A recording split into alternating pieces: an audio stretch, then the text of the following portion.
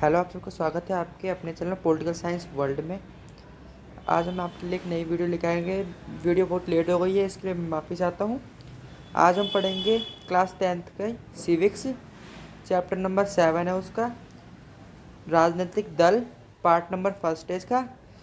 इसको second part में हम ख़त्म कर देंगे। इसके बाद वीडियो कंटिन्यूसली आती रहेंगी। अभी के लिए राजनीतिक दल का अर्थ, हमारे टॉपिक का नाम है राजनीतिक दल का अर्थ।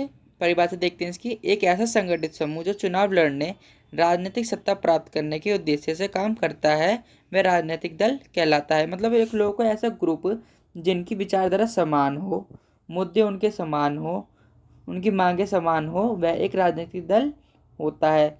वह सत्ता प्राप्त करने के उद्देश्य से काम करता है। उसका लक्ष्य क्या होता है? सत्ता प्राप्त करना होता है। समाज के सामूहिक हित को ध्यान में रखकर यह समूह कुछ नीति और कार्यक्रम बनाते हैं।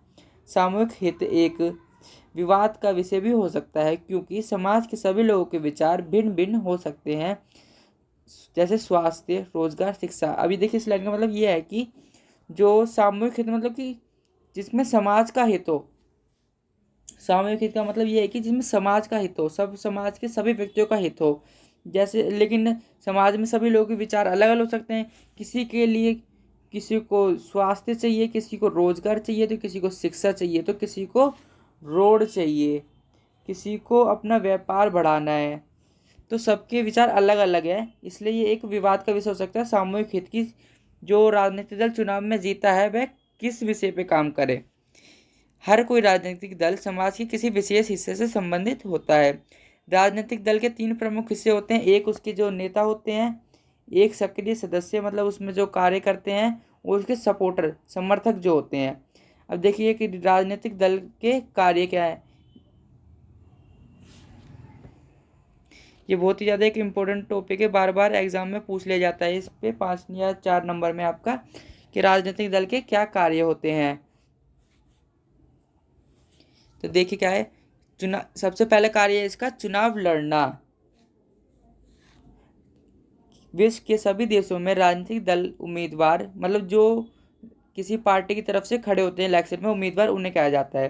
का चुनाव, जो उनका चुनाव की राजनीति, इस पार्टी की ए पार्टी की तरफ से कौन खड़ा हो रहा है या बी पार्टी की तरफ से कौन खड़ा हो रहा है, इसका चुनाव देश के विश्व में के अलग अलग देशों में अलग अलग तरीके से होता है। जैसे ज़्यादातर लोकतांत्रिक देशों में उम्मीदवार का जो चुनाव होता है वो राजनीतिक दल करते हैं, लेकिन अमेरिका जैसे कुछ देशों में उम्मीदवार का जो चुनाव है कि कौन खड़ा हुआ इस पार्टी से, तो वो कौन करते हैं? उसके सदस्य करते हैं। चुनाव दल के मतलब कि किसी पार्टी के सदस्य करते हैं और उसके समर्थक। यहाँ पे समर्थक और चुनाव में जो खड़ा हुआ है पार्टी के प्रत्याशी, वह दोनों करते हैं। लेकिन यहाँ पे सिर्फ लोकतांत्रिक देशों में जहाँ तक में राजनीतिक दल ही करते हैं। नीति और कार्यक्रम बनाना का निर्माण करना। सभी दल जनता के समक्ष अलग अलग नीति और कार्यक्रम रखते हैं। समाज में सभी लोगों के विचार भिन्न भिन्न हो सकते हैं। राजनीतिक दल सभी विचारों को साझा मुद्दों में रखकर अपनी नीतियों का और कार्यक्रमों का निर्माण करता है। जनता अपनी पसंद की नीति और कार्यक्रमों को चुनती है। देखिए इसका मतलब क्या होगा कि जो नीति और कार्यक्रम का मतलब ये है कि जैसे आप देखते होंगे जब भी आपके स्टेट में जब जहाँ भी रहते हैं वहाँ पे इलेक्शन आते होंगे, तो जो पॉलिटिकल पार्टी होती है, राजनीतिक दल होते हैं, वह बताते हैं कि अगर आप हमें वोट देंगे तो हम आपके लिए ये काम करेंगे। हम आपके लिए पानी की सुविधा अच्छी कराएंगे, कि रोड अच्छी कराएंगे, बिजली अच्छी कराएंगे, शिक्षा की सुविधा कराएंगे। मतलब ये अपनी यही नीतियाँ होती हैं जो राजनीतिक दल बनाते हैं। और जिस व्यक्ति को जौन सी नीति पसंद आती है जिस राजनीतिक दल की, वह उसे वोट देता है। अब देखते हैं इसका अगला काम क्या होता है। राजनीतिक दलों का अगला काम होता है कानून निर्माण करना। राजनीतिक दल कानून निर्माण में महत्वपूर्ण भूमिका निभाते हैं। देश का कानून जो है विधायिका द्वारा बनाया जाता है। देश का कानून विधायिका द्वारा बनाया जाता है। आपने पढ़ रखा होगा 11th क्लास में कि सरकार के 3 अंग होते हैं, कि विधायिका, कार्यपालिका और न्यायपालिका। मैं आपको 1 मिनट शॉर्ट में बता देता हूँ अगर जिन्हें नहीं पता होगा। विधायिका का मतलब वो होता है जो सरकार जो देश के लिए कानून बनाती है। लेकिन जो जो कार्यपालिका होती है, कार्यपालिका वह जो कानून जो विधायिका ने बनाया है वह उसको लागू कराने का काम करती है। और जो न्यायपालिका होती है वह इन दोनों का के कार्यों पर समीक्षा रखती है। न्यायपालिका मतलब इन पर नज़र रखती है कि यह कुछ गलत काम तो नहीं कर रहे हैं। अब इसका अगला कार्य है राजनीतिक दलों का कि सरकार बनाना व चलाना।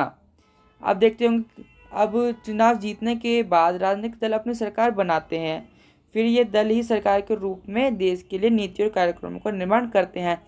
अब देखते हैं कि जो भी नेता होता है, जो भी चुनाव जीतता है, बेशक वो देश का प्रधानमंत्री हो या फिर राज्य का सीएम या फिर मुख्यमंत्री हो, वह किसी न किसी राजनीतिक दल से संबंधित होता है।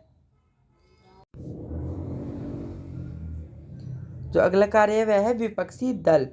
जो राजनीतिक दल चुनाव में हार जाते हैं वे शासक दल के विरोधी पक्ष या फिर इसे बोल सकते हैं विपक्ष की भूमिका निभाते हैं। जो चुनाव में हार जाते हैं वह विपक्षी दल बन जाते हैं। विपक्षी दल सरकार की असफलताओं की आलोचना करते हैं और ये दल सरकार के विरुद्ध लोगों को एकजुट करते हैं, सरकार की कमियां बताते हैं ताकि सरकार अपने कार्य को सही से करती रहे। इसलिए ये इनका भी देश में होना महत्वपूर्ण है। और ये कब होंगे? जब राजनीतिक दल होंगे। अगर राजनीतिक दल नहीं होंगे तो विपक्षी दल कहाँ से होगा? आम जनता का प्रतिनिधित्व। राजनीतिक दल ही आम जनता की आकांक्षाओं को सदन में सबके सामने प्रस्तुत करते हैं। ये दल ही जनता की आवाज़ को सरकार तक पहुंचाते हैं। अब जो राजनीतिक दल होते हैं उनके नेता ही तो आपकी जो मांगे होती हैं, आप जिसको चुनाव में जिताते हैं, अपने क्षेत्र से जो विधायक आपको चुनाव में जिताते हैं, वही आपकी, अगर आपको कोई भी परेशानी होती है तो आप उसके पास जाते हैं अपनी कंप्लेन लेके, और वह आपकी कंप्लेन को अपनी पार्टी के समक्ष रखता है। और जो पार्टी होती है वह सदन में रखती है सरकार के समक्ष कि इस एरिया में यह काम नहीं हो रहा है, आप देखिए। तो अब आपको पूरे एरिया तो जा नहीं सकता, जो आपके जो क्षेत्र में जहाँ आप रहते हैं वहाँ के सभी लोग तो सदन में जा नहीं सकते। अगर राजनीतिक दल नहीं होगा तो अगर सभी लोग सदन में चले जाएंगे तो कैसे काम न होगा। इसलिए राजनीतिक दल का होना आवश्यक है, क्योंकि वह जनता की आशंकाओं को सदन में लोगों के सामने रखता है। आम जन की सरकार के कल्याणकारियों तक पहुँच।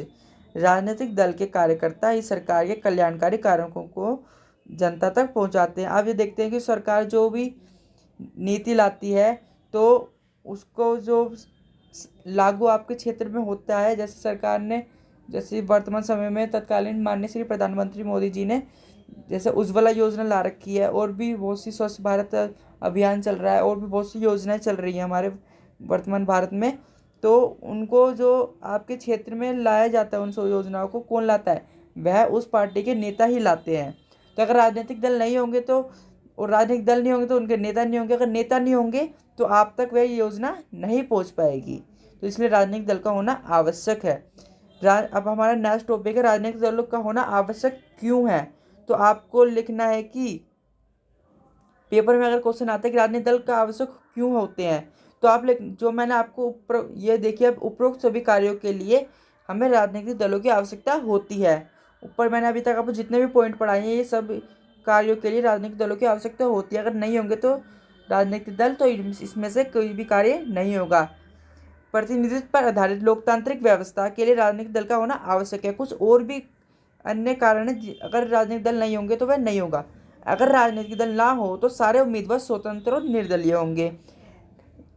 निर्दलीय मतलब कि वह किसी दल से नहीं होंगे।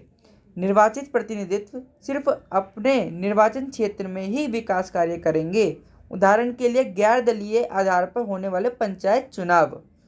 बड़े और जटिल समाज के विभिन्न मुद्दों को कुछ साझा विचारों के केंद्र में लाकर सरकार के समक्ष उन विचारों को रखने के लिए ये और कुछ कार्य हैं जिनके लिए राजनीतिक दलों का होना आवश्यक है। अब मैं आपको ये बताता हूँ कि अगर राजनीतिक दल नहीं होंगे तो जैसे अब आप जो पंचायत चुनाव होते हैं उसमें क्या होता है कि एक गांव में होते हैं। तो गांव में क्या होता है, पूरा एक गांव है, जैसे आप ये समझ लीजिए। इसको ये क्या होता है, पार्ट में डिवाइड हो जाता है। यहाँ पे क्या होता है कि जाति धर्म के आधार पर बढ़ जाता है ये। जैसे ये एक ए पार्ट हो गया, ये बी पार्ट हो गया, सी, ये डी। तो ये क्या करेंगे, सब अपने अपने उम्मीदवार खड़ा करेगा। ए अलग खड़ा करेगा, बी अलग खड़ा करेगा, सी अलग खड़ा करेगा, सी डी अपना अलग उम्मीदवार खड़ा करेगा।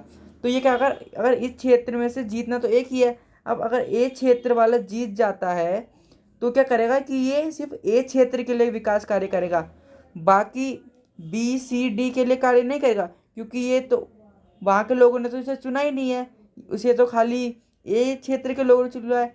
इसलिए राजनीतिक दल का होना आवश्यक है।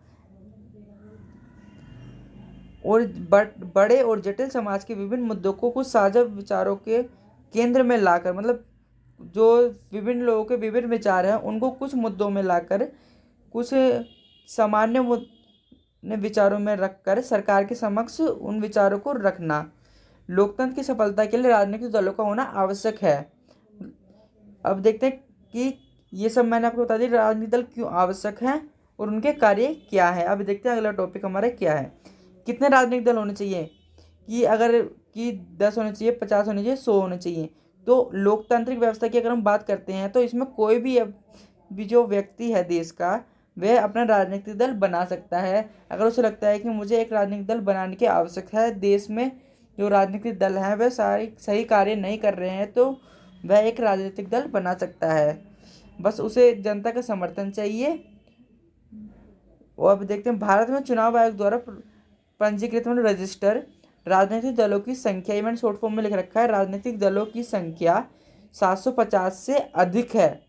ये आपकी एनसीईआरटी बुक में जो डाटा दे रखा है, एनसीईआरटी बुक में वो वाला है, आपकी 750 लिख ली। जो वर्तमान समय में है वो 2300 है लगभग, जो चुनाव आयोग में पंजीकृत है राजनीतिक दल की संख्या। दलीय व्यवस्था होती क्या है? दलीय व्यवस्था का मतलब ये है कि किसी देश में दलों की कैसी व्यवस्था है, मतलब कि किसी देश में दलों की किस प्रकार से दलों को रखा जाए। ये 3 प्रकार की होती है, एक दलीय, द्विदलीय और बहुदलीय। द्विदलीय, 2 दलीय भी बोल देते हैं हम इसको। तो एक दलीय व्यवस्था जहाँ चुनाव में केवल एक ही पार्टी खड़ी होती है, यहाँ चुनाव में कोई अन्य पार्टी नहीं होती, सिर्फ एक पार्टी होती है। एग्जाम्पल पे चीन ले सकते हैं आप।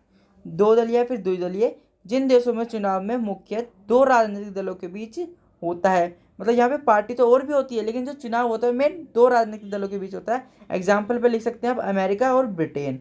बहुदलीय व्यवस्था जब चुनाव में सत्ता के लिए 2 राजनीतिक दलों से अधिक राजनीतिक दलों के बीच मुकाबला हो और सभी राजनीतिक दलों के जीतने की संभावना हो, तो इस व्यवस्था को राजनीतिक बहुदलीय व्यवस्था कहते हैं। एग्जाम्पल पे आप भारत ले सकते हैं, कि भारत में आप देखते हैं कितनी बहुत ही राजनीतिक पार्टियां हैं, बहुत अधिक, जो मैंने भी आपको बताया कि 2300 लगभग हैं वर्तमान समय में। अब देखते हैं गठबंधन। बहुदलीय व्यवस्था में एक व्यवस्था आती है गठबंधन व्यवस्था। देखिए अब क्या है इसकी, जब बहुदलीय व्यवस्था में ये गठबंधन जो होता है सिर्फ बहुदलीय व्यवस्था में होता है, आपको याद रखना है ये। जब बहुदलीय व्यवस्था में 2 या 2 से अधिक दल सत्ता पाने के लिए हाथ मिला लेते हैं, इस स्थिति को गठबंधन या मोर्चा कहते हैं। गठबंधन को मोर्चा भी कहते हैं, मोर्चा भी कहा जाता है। अब देखते हैं गठबंधन की स्थिति कब पैदा होती है। चुनाव में जब किसी भी राजनीतिक दल को पूर्ण बहुमत प्राप्त नहीं होती है, उस समय गठबंधन की स्थिति बनती है। अब देखिए अगर सरकार, आपकी टोटल सीट है 100, सरकार को अगर किसी राजनीतिक दल को सरकार बनाने के लिए चाहिए 50, अगर उसके पास नहीं है 50 सीट, वह चुनाव में किसी को भी नहीं मिली है, कोई भी राजनीतिक, जितने भी राजनीतिक दल खड़े हैं चुनाव में 50 सीट किसी को भी नहीं मिली है, तो वो क्या करेंगे कि जो जो जैसे किसी राजनीतिक दल को मिली है 25 सीट, तो किसी राजनीतिक दल को मिली है, एक और राजनीतिक दल को मिल गई है 25, तो 25 25 50 हो गई। तो वो क्या करेंगे, आपस में मिल जाएंगे, अपने निजी मिल जाएंगे वे। तो इसी व्यवस्था को गठबंधन कहते हैं। भारत में गठबंधन देखते हैं हम। भारत में गठबंधन का युग जो है 1989 के बाद से शुरू हुआ है। आपको याद रखना है, भारत में गठबंधन जो है 1989 के बाद से शुरू हुआ है। भारत में 3 प्रकार के प्रमुख गठबंधन देखे जाते हैं, एक है एनडीए, एक यूपीए और एक वाम मोर्चा। अब देखिए जो एनडीए का मतलब है नेशनल डेमोक्रेटिक अलायंस, हिंदी में बोले तो राष्ट्रीय जनतांत्रिक गठबंधन। जो ये गठबंधन है, ये थोड़ी यहाँ पे मिस्टेक हो गई है, ये कांग्रेस का नहीं है, ये भारतीय जनता पार्टी मतलब बीजेपी का है ये गठबंधन। और जो इसके नीचे है यूपीए, ये संयुक्त प्रगतिशील गठबंधन, ये जो है कांग्रेस का गठबंधन है। आपको यहाँ भी करेक्शन कर लेनी है, ये कांग्रेस का गठबंधन है। और ये वाम मोर्चा एक तीन, ये इसमें सब जो है सभी देश के क्षेत्रीय दलों का एक गठबंधन है, उसे वाम मोर्चा कहा जाता है।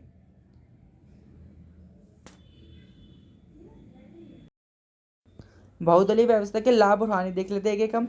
इस व्यवस्था में राजनीतिक अस्थिरता पैदा होने के अधिक अवसर होते हैं।